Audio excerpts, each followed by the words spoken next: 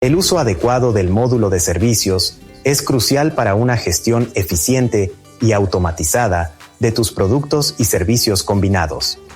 Esto no solo te ayuda a mantener un control preciso de tu inventario, sino que también facilita la creación y venta de servicios complejos que requieren la combinación de varios productos.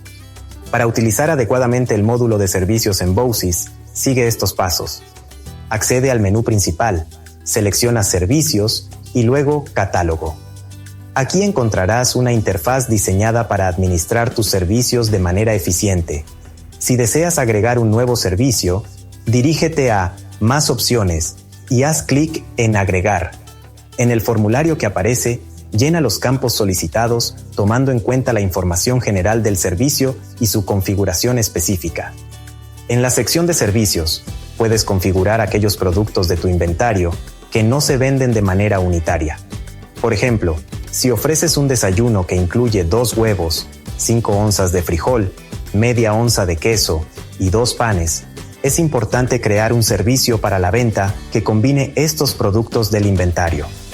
Así, al vender este desayuno, el inventario de cada uno de los ingredientes se reducirá automáticamente de manera correcta.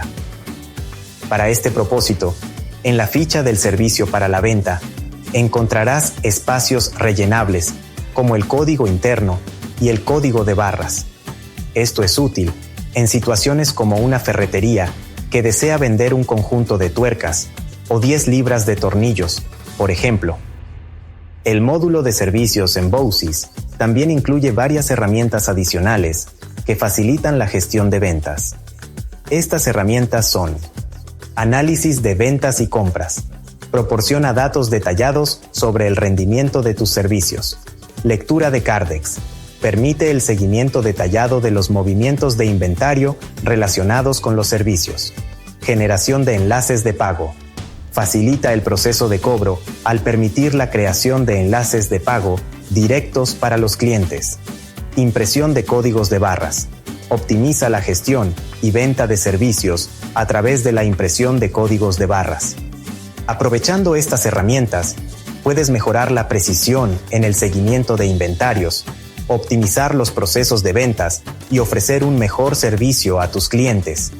Mantén tu sistema actualizado y bien configurado para asegurar que cada transacción se refleje correctamente en tu inventario y en tus análisis de ventas.